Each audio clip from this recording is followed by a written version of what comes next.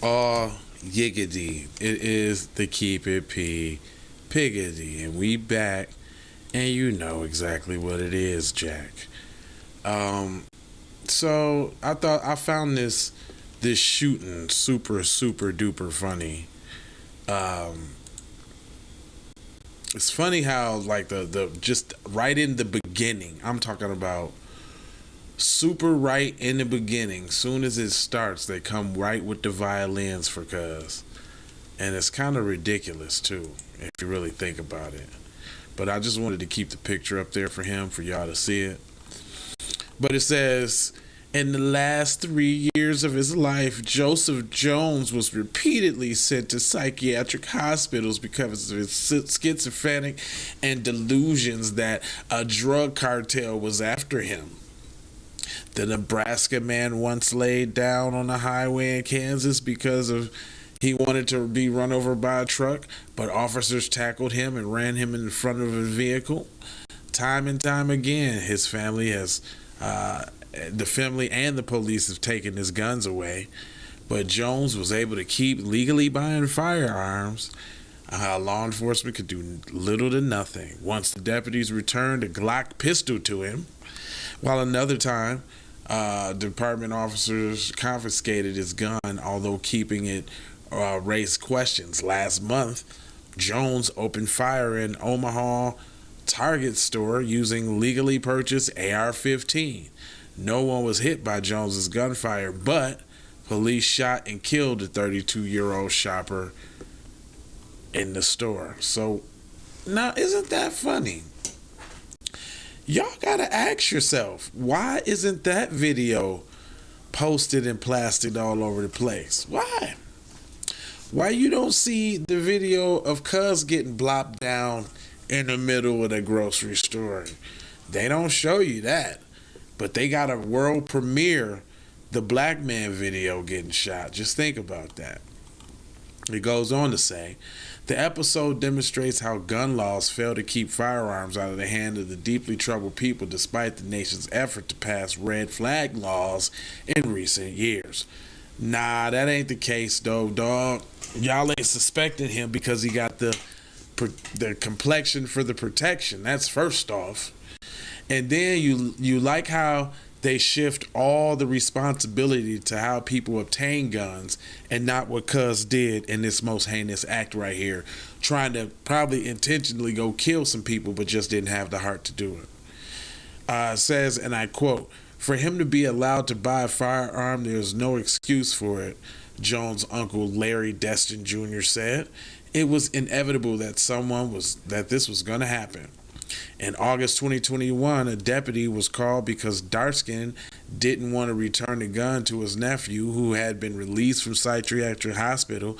Darskin said that Jones was paranoid and had been hearing voices and had traveled through several states, fearing the cartel was chasing him, according to the county sheriff's office incident report.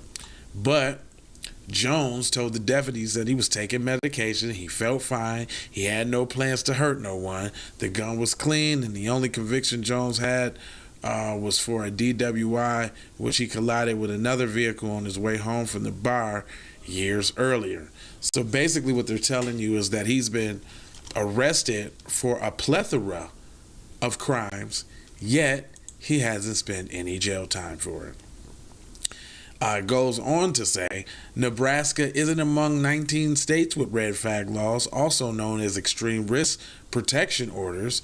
They are intended to restrict the purchase of gun and temporary remove from people who may hurt themselves or somebody else.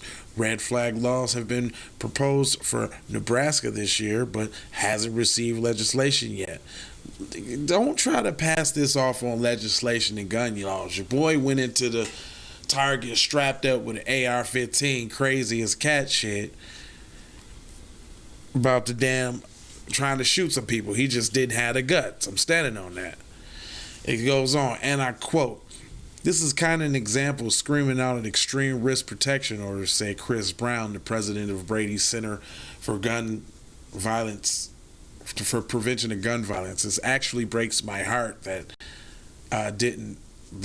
it breaks my heart that did not happen here.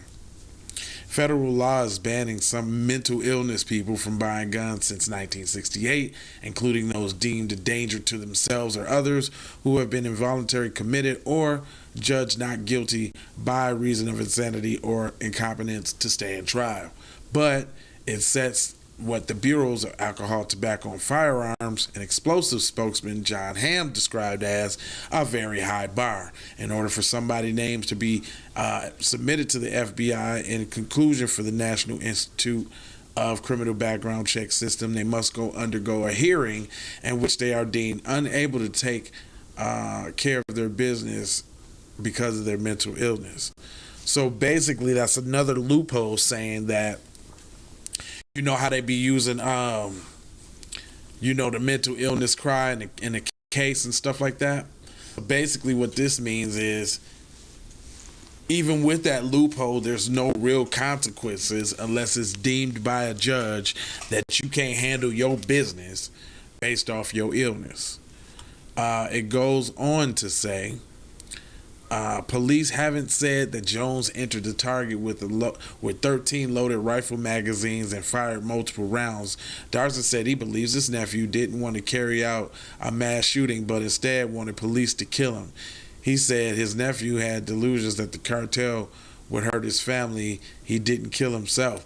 Why they keep giving this dude a scapegoat and an alibi to excuse his behavior, yet still passing it off on laws that haven't been passed? It's very, they said that like 5 times already. We get it. He thinks the cartel is going to kill him. Jeez. Anyway, the timeline released by the police made no mention of Jones firing directly at customers or workers, so that makes it better. Instead, he fired his AK cylinder rifle and at inanimate objects, including a self-checkout and a drink cooler. Well, he could have hit somebody if he didn't hit those. Authorities ordered him to drop the gun more than 20 times. Wow, that's a lot of leeway. After Jones said, "I'll kill you," he was shot. Because they knew he meant that shit. It goes on, I quote, "We do really feel bad for the people who were traumatized at the Target, even for the law enforcement officers who was forced to take the shot." Really? We know that they did what they had to do. It was just never been able to get there. Hollingsworth reported that the mission in Kansas City, Lindsay, Whitehurst, and Washington, D.C., Bernard. Okay, so what? Okay, boom. But, yeah, so if y'all, what you notice about, did you notice something about that article? Because I did. Wasn't no demonization. It was all excuses, looses.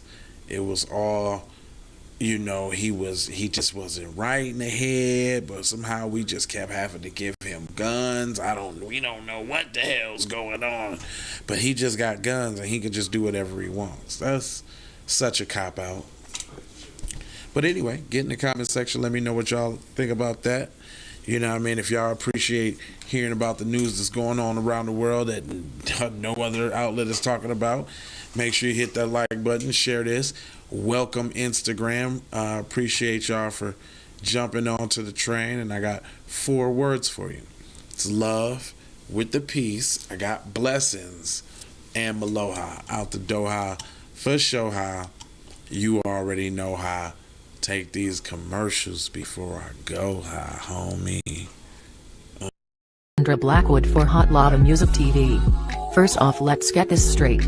I only want a boss. And I like to see a boss and boss shit. Where can you get boss shit, you ask? Well, dig this player. Boss 3 Anti Clothing got that drip for you and your missus. Now first, go follow at Boss 3 Anti Clothing on IG to see more real boss shit. And second, please log on to boss3anticlothing.com. That's boss3anticlothing.com. We need to go out here and say exactly what we want. And we got to say it with our chest. And we kind of start pussyfooting around, and we got to stop being scared to say exactly what we want, what we need.